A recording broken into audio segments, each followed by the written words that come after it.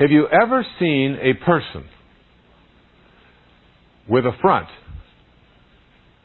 who doesn't have a back? Try to imagine such a thing. You know, a person with a nice front, and you turn around, and there's no back. Even if they're as anorexic as it gets, right?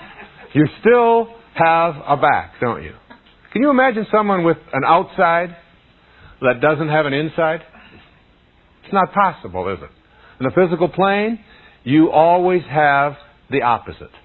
Now, the symbol for the physical plane is the sine wave, which has a crest, and then you go below the surface, and it has a trough, or a nadir and a valley, a top and a bottom.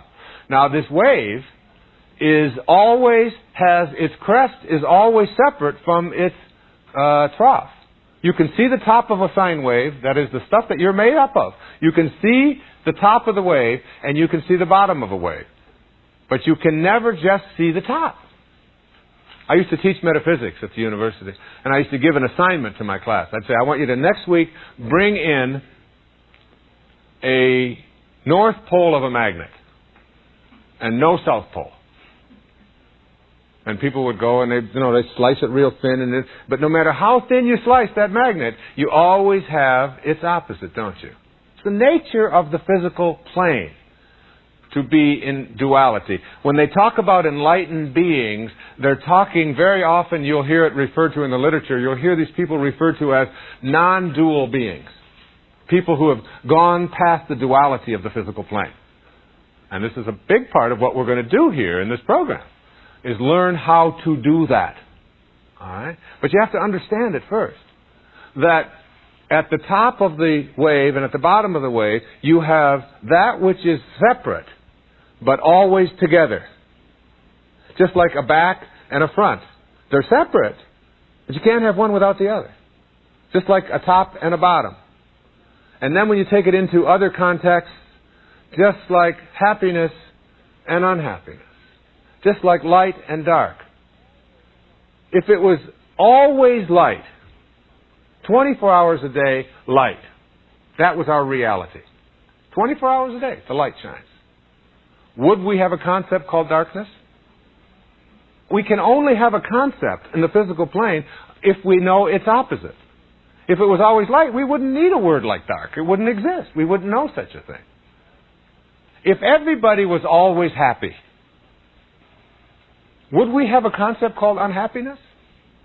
We wouldn't need any such thing, would we? If everybody's happy all the time, unhappiness wouldn't be something we talk about. Happiness and unhappiness go together.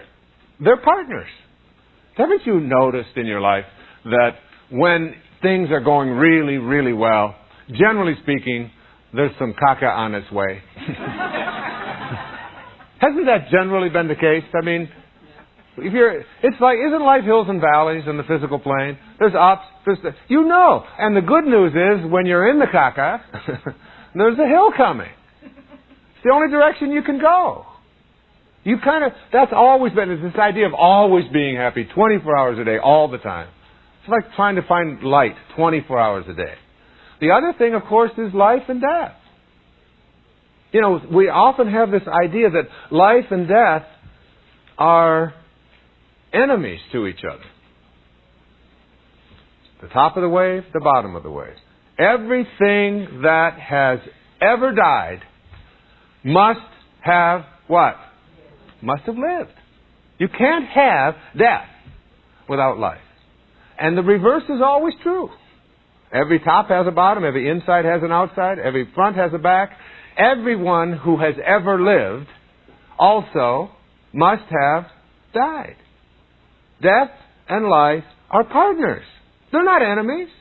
We've gotten this idea that they're enemies, and we have books about how to slay it, and we worry about it, and it's this tremendous anxiety that we live with over whether we're going to live and how long we're going to live, and death is something that shouldn't happen.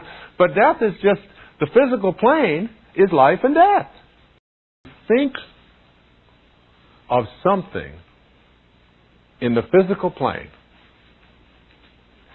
that could never experience darkness. It's impossible for this to ever experience darkness. Couldn't happen. No matter how hard you tried, you could not have this thing experience darkness. And that would be the sun.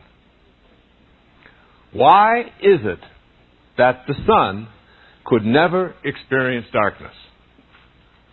Because the sun is the source of all light. Right? So there's an aha in here.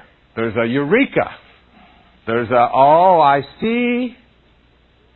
In order to be able to transcend the duality of the physical plane, you must go to your source. When you go to the source, that is that which is the cause of, you transcend the physical plane. And when you do, you create whatever it is you want to in the physical plane from the position of the source. And how do you get to your source?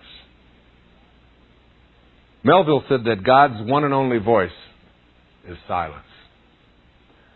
Silence is your source. Silence is like the number 0. When you go to 0, you can't subtract anymore, nor can you divide. When you go to that source, that place that cannot be further divided, you now enter into the world of creation. You don't create, because everything is already here.